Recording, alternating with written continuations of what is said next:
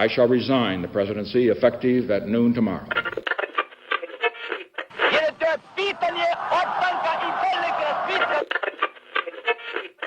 Sejam todos e todos muito bem-vindos a mais um episódio de Mundo de História. E no episódio de hoje eu vou falar com vocês um pouquinho sobre uma parte do exército francês que é a Legião Estrangeira.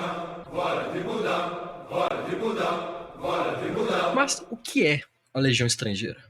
A Legião Estrangeira é uma parte do exército francês que aceita recrutas de qualquer país, independente de passado, de ficha criminal, do que trabalhou, do que foi.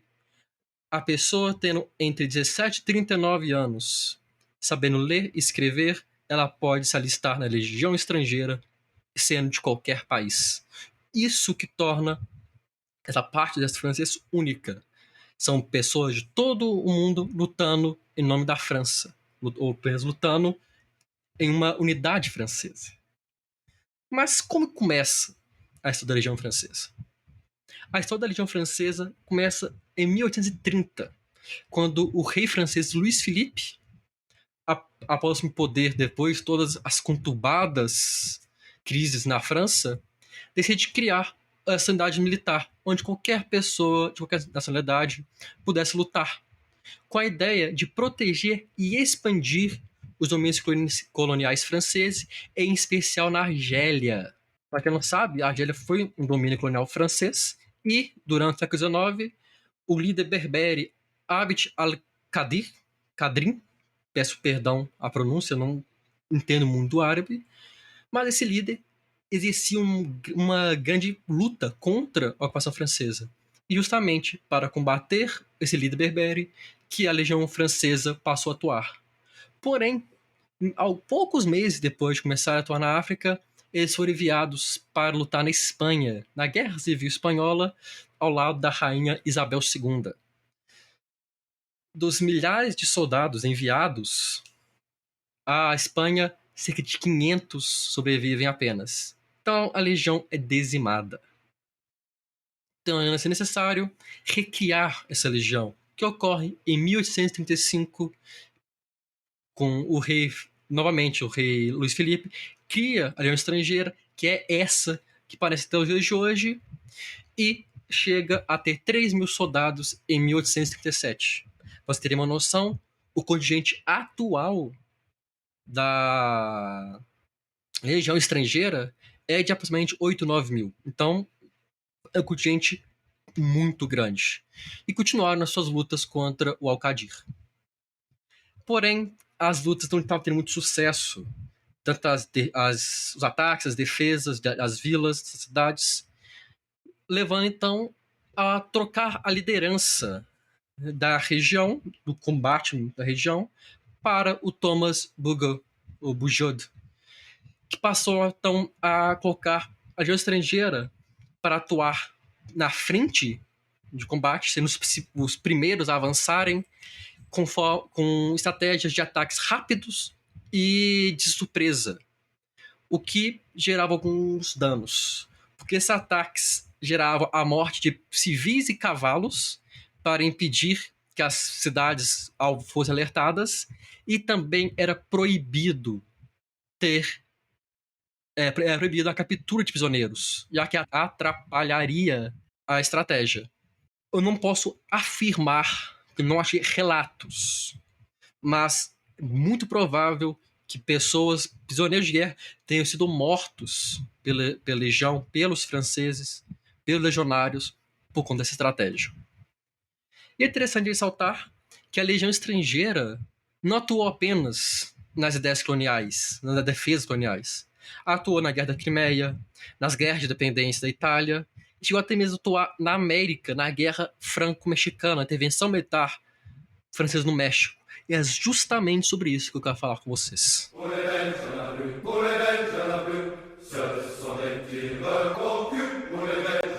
Na década de 1960, a França comprou os títulos de dívida do México com a Suíça.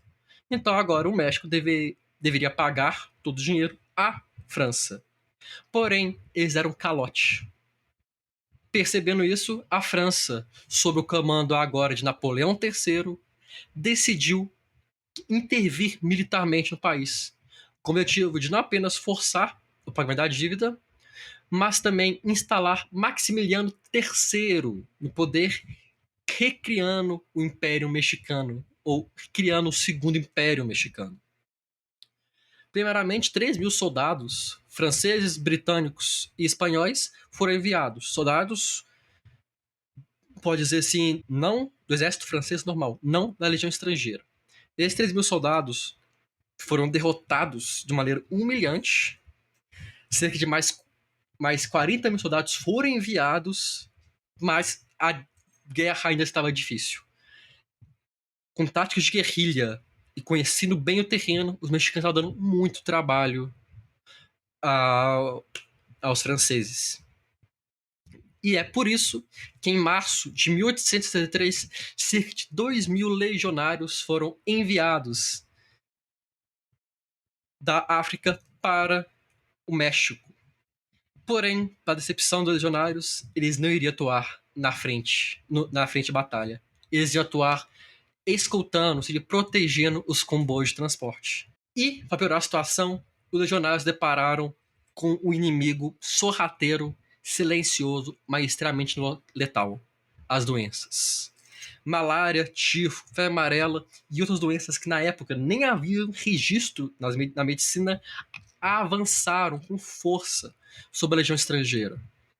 Para vocês terem uma noção, cerca de 90% dos legionários ou morreram ou ficaram incapacitados de lutar por conta das doenças. Tanto que 29 de abril, quando a legião iria realizar uma missão de escolta a um comboio carregando ouro e munição, apenas 62 legionários estavam em condição de luta. Sendo que nenhum oficial estava disponível, ou seja, ninguém de alta patente, saudável / vivo, para liderar. Por isso, um capitão do exército regular francês, chamado Capitão Danjou, ou Danjou, como se na versão brasileira do nome, decidiu se voluntariar para liderar a missão. A missão foi atacada por uma cavalaria mexicana, mas o Jô, com uma estratégia e uma sabedoria de campo fantástica, ordenou que os soldados, mesmo em baixa quantidade, formassem um quadrado ao redor do comboio e, com 2 levas de tiro, o ataque da cavalaria mexicana já tinha sido destruído. A ordem foi, então, para atirarem à vontade e avançarem. Os legionários avançaram, tomando alguns prédios da região, mas a maré iria mudar. Reforços mexicanos chegaram. Cerca de 2.000 mexicanos foram alertados pelos seus companheiros e avançaram em direção aos legionários. Apesar de cercados e superados de uma forma imensa, eles recusaram a rendição, não aceitaram se render, mesmo tendo sido oferecidos proteção dada a prisioneiros de guerra. Eles lutaram por um dia inteiro. Apenas às 5 horas da tarde, quando o capitão Danjou já havia morrido e outros homens com uma patente um pouco mais alta já tinham morrido, 4 soldados estavam de pé. Eles lutaram literalmente até acabarem suas munições, se rendendo apenas com a exigência de manterem suas armas e terem o seu tenente tratado junto com outros feridos. Apesar disso, os outros feridos, a maior parte, não sobreviveu, sendo assim que a legião estrangeira foi realmente massacrada. A legião sai do México junto com o exército francês em 1870 e se viu para mostrar que a legião, apesar de muito diferente, afinal de contas, não é comum ver um exército regular ou um exército mais padrão, mais padrão, com pessoas de várias nacionalidades, ela ainda não era eficiente. Eu não estou aqui para falar que atualmente a legião estrangeira é fraca, mas mostrar como que com um exemplo que a legião estrangeira demorou muito tempo para se consolidar. Durante os quase 200 anos de existência, os legionários atuaram em vários e vários conflitos. A Guerra Franco-Prussiana, as guerras na Itália, a Primeira e Segunda Guerra Mundial, nos últimos anos, na guerra contra o terrorismo e em missões de apoio a governos durante guerras civis na África. E como eu disse, como qualquer pessoa pode servir, ela acaba sendo tratada ou vista como uma segunda chance. Pessoas que não se encontram, não se veem parte da sociedade, que não conseguem emprego, que querem mudar de vida, veem a Legião como uma oportunidade. É por isso que a Legião tem um lema: Legio Patria Nostra. A Legião é a nossa pátria. Independente de onde você nasceu, se você se alistar na Legião, se tornar um legionário, você será agora um legionário. E isso que importa. A Legião Estrangeira tornou-se uma segunda chance para várias pessoas. Eu não quero incentivar ninguém a se alistar. O podcast repudia qualquer violência, repudia as guerras, mas acredito que é um tema interessante de ser comentado, ser conhecido por sua diferença. Como eu disse, não é algo que se vê todos os dias.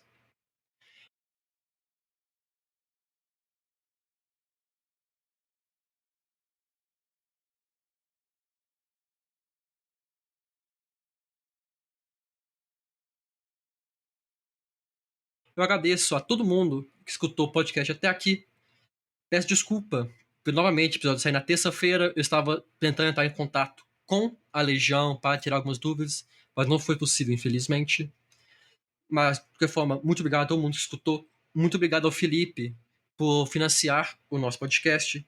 Se você tem interesse e condições de financiar o Mundo de História, você pode fazer isso com o Pix ou mensalmente pelo Catarse.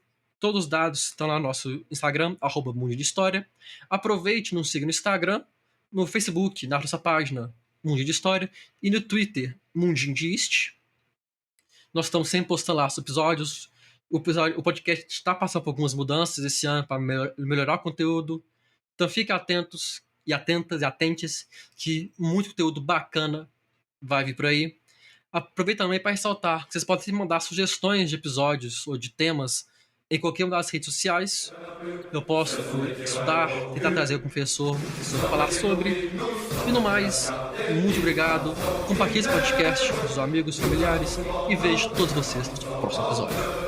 Um abraço.